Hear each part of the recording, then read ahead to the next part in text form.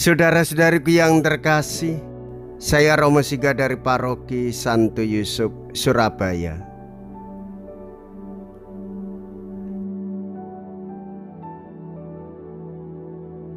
Dalam nama Bapa dan Putra dan Roh Kudus, amin. Nikmatilah hidup, sebab hidup itu singkat.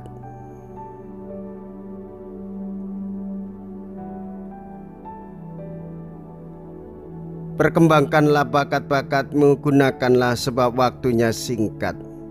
Kisah penciptaan menyatakan ini hanya secara umum, tetapi Yesus menjelaskan tugas itu ke arah manusia. Serahkanlah dirimu tanpa mempedulikan orang lain. Jangan memikirkan waktu dan kesulitan, serahkanlah dirimu sepenuhnya. Itulah yang diharapkan Bapa daripadamu. Maka Ia mempercayakan begitu banyak kepadamu. Anak manusia akan diserahkan ke dalam tangan manusia. Mereka tidak berani menanyakan arti perkataan itu kepadanya. Mea culpa, mea culpa, mea maxima culpa. Marilah kita berdoa. Allah Bapa kami yang Maha Baik, berkenanlah membuka telinga kami agar dapat mendengar sabda-Mu, dan berilah kami kekuatan agar dapat menyerupai Yesus Mesias, hamba kedamaian, yang membuka pandangan baru penuh harapan untuk hari kemudian. Sebab Dialah Putra-Mu Tuhan kami yang hidup dan berkuasa, bersama dengan Dikau dalam persatuan Roh Kudus, Allah sepanjang segala masa. Amin. Tuhan bersamamu dan bersama rohmu. Inilah Injil suci menurut Lukas. Dimuliakanlah Tuhan. Lukas bab 9 ayat 43b sampai dengan ayat 45. Semua orang heran karena segala yang dilakukan Yesus.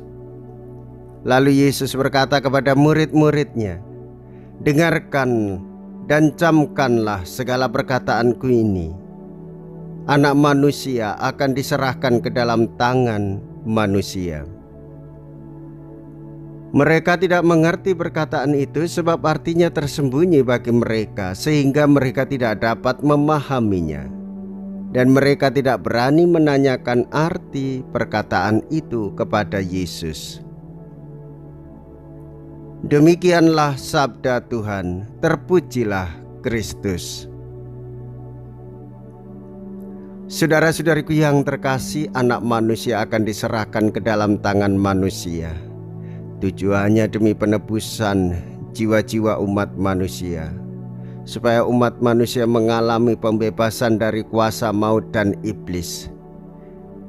Kita sebagai orang beriman hendaklah tidak menghindari penderitaan, sakit, dan susah.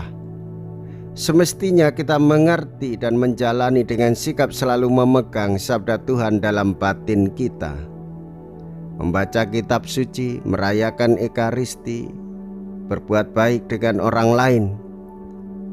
Maka itulah perwujudan sabda di dalam kehidupan kita. Kita tak mudah ragu, sehingga kita memiliki iman yang kuat dan mendalam, sehingga penderitaan bagian dari misteri kehidupan yang harus kita jalani, membuat kita semakin kuat di dalam iman. Kita menghayati sabda dan mengisi hati kita dengan sabda itu. Sabda Allah menjaga dan merawat kehidupan kita. Kita hendaklah di dalam menghayati sabda mewujudkan supaya orang tidak saling melukai, supaya orang tidak saling menyisihkan, supaya orang tidak saling menyingkirkan. Namun damai Tuhan di tengah penderitaan umatnya itu akan menguatkan setiap orang untuk saling membantu dan memberikan penghiburan.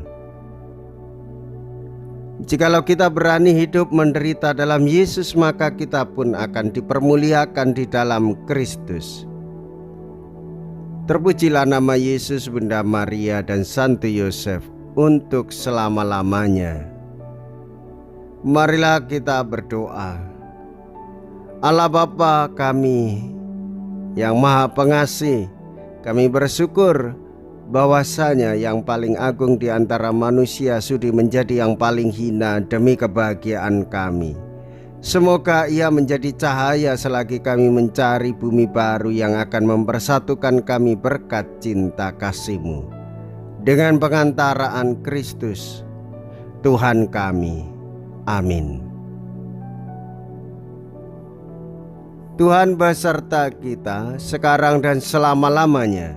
Semoga Allah yang Maha Kuasa memberkati saudara sekalian, Bapa dan Putra dan Roh Kudus. Amin.